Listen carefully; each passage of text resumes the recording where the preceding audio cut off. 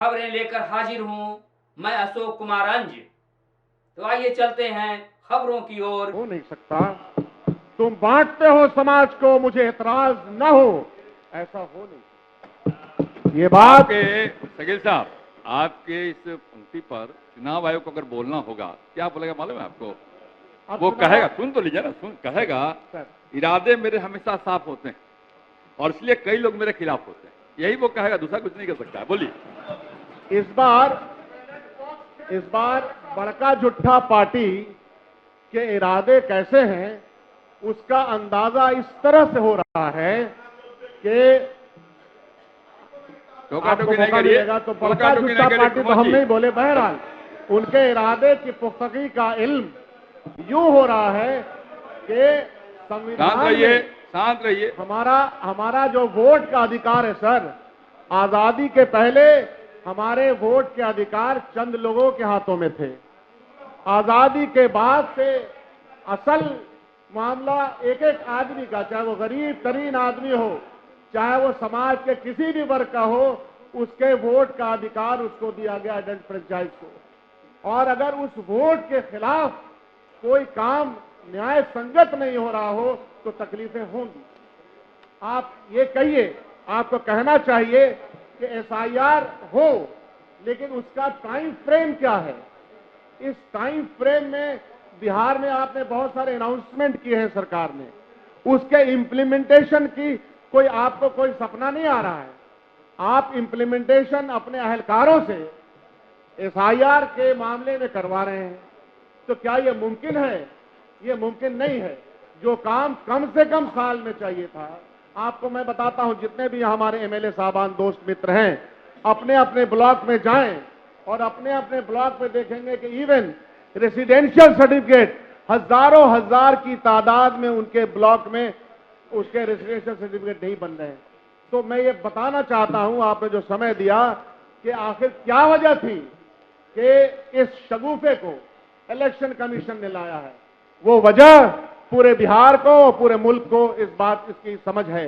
वो समझ ये है कि आपके तमाम जो सर्वेज आए हैं, जो इंटरनल सर्वेज में मौजूदा सरकार बिहार की हार रही है, अपनी हार की डर से, अपनी हार की मुसीबतों को देखते हुए आपने ये फैसला किया। क्योंकि पिछले बार जो अंतर था सरकार का, लेकिन इस सरकार का फैसला नहीं है, सरकार का और आप विषय पे आइए जी।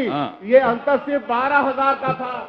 अगर आप 25-50 लाख काट लेंगे तो आप उस तरीके से अपनी सरकार बना लेंगे।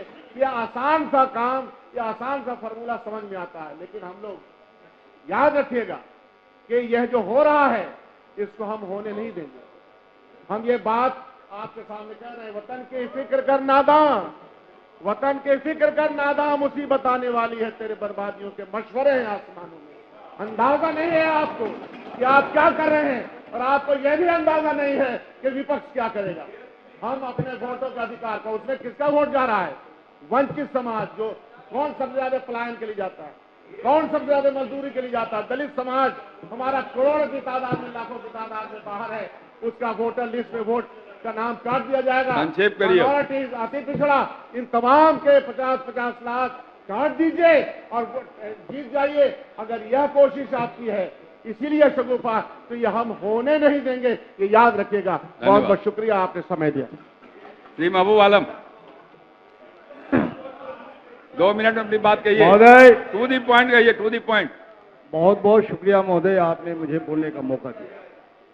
दरअसल महोदय, विशेष गहन पुनरीक्षण के माध्यम से केंद्र की सरकार चुनाव आयोग के जरिए बिहार के करोड़ों गरीब, मजलूम, पिछड़ा, आदिवासी, अल्पसंख्यक, शेरशाहवादी, दलित का वोट से वंचित करने की साजिश कर रही है महोदय।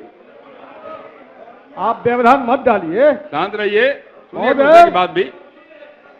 ये 780 पन्ने के एफिडेविट में महोदय एक भी घुसपैठिया का नाम नहीं है, और घुसपैठिया शब्द नहीं है महोदय। ये लोग घुसपैठिया का नैरेटिव पैदा करके दरअसल मुसलमानों को गाली दे रहे महोदय।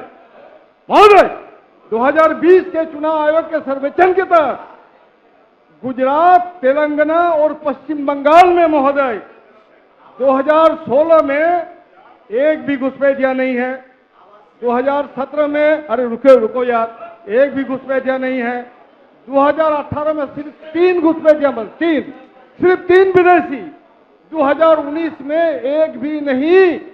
ऐसी हालत में महोदय हम बिहार की गरीब जनता जो करोड़ों अपनी रोजी रोटी हासिल करने के लिए, उच्च शिक्षा हासिल करने के लिए जो दूसरे प्रदेशों में चले गए हैं महोदय, उनको तत्काल टिकट नहीं मिलती है रेल महोदय। 22 दिन तक कोई कंफर्मेशन टिकट नहीं मिलती है महोदय।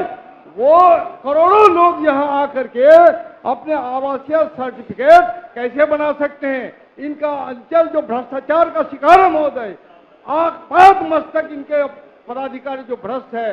आप बताइए कि हमारे जैसे लोगों को अभी भी रेसिडेंशियल सर्टिफिकेट बनाने की संभावना नहीं है। समाप्त करिए। ऐसी हालत में महोदय हम दुर्भाग्य है महोदय कि कल का सदन महोदय को सत्ता पक्ष के उप मुख्यमंत्री के अभद्र आचरण के कारण स्थगित करना पड़ा। बैठ जाइए महोदय, बैठ जाइए। नहीं, ये गलत, इसको हम अलाउ नहीं करते, निकाल दीजिए। इसलिए महोदय बैठ जाइए, निकाल मुख्यमंत्री दिया। जी जवाब दे रहे थे महोदय, निकाल दिया, बैठिए ना। महोदय मुख्यमंत्री अजय जी, कुमार, मुख्यमंत्री जी, अजय कुमार, हम आग्रह करते हैं महोदय मुख्यमंत्री, ये उपयोग दुरुपयोग नहीं करें, इसके लिए बहुत अवसर आपको मिलने वाले। बैठ जाइए, बैठिए ना, आप बैठिए ना। अरे निकाल दिया, बैठिए ना, बैठिए। इसके लिए आपको बहुत अवसर मिलेंगे, ये सब करिएगा चुनाव के समय में। अभी विषय पे बोलिए अजय जी, बैठिए ना। हो गया, बैठो नहीं यार, बैठिए, बोलिए अजय जी। माननीय अध्यक्ष महोदय, बैठिए ना। मैं आपका शुक्रिया करता हूं। एसआईआर ऐसे मुद्दे पर आपने अपनी बात, पार्टी की बात को रखने का मौका दिया। अरे बैठिए ना। और मैं आपसे गुजारिश करना चाहता हूं, कई ऐसे मौके पर जब केंद्रीय सवाल पर इस सदन को कोई प्रस्ताव रखने का जरूरत पड़ी तो प्रस्ताव पेश किया है।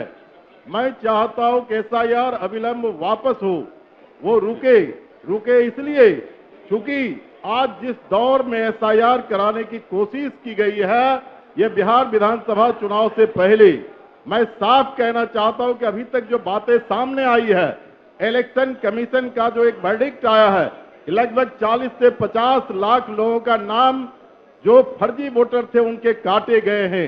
मैं आपके माध्यम से यह जानना चाहता हूं और इलेक्शन कमीशन से पूछना चाहता हूं कि अगर 40 से 50 लाख वोटर था तो इलेक्शन कमीशन आज तक क्या कर रही थी? अगर वो 40 से 50 लाख वोटर फर्जी था, क्या लोकसभा चुनाव को आप रद्द कर देंगे? और अगर ये नहीं करेंगे तो बिहार विधानसभा चुनाव के बाद आप इस कार्यक्रम को कीजिए। दूसरी बात हम कहना चाहते हैं, आप शायद मेरे कुछ दोस्त सोच रहे थे ये कार्रवाई जो हो रही है इस बिहार के अल्पसंख्यकों के खिलाफ, मैं उस समय कहा था जब एनआरसी सीसी कानून जो है सीए लाने की बात हो रही थी, मैं बोला था, बाद में करिएगा। मैं बोला था हमारी पार्टी, मेरी पार्टी कही थी एक दिन सबका मिलेगा, और आज सामने आ गया। प्रस्तुति को आज यही विराम देते हैं। बहुत बहुत धन्यवाद।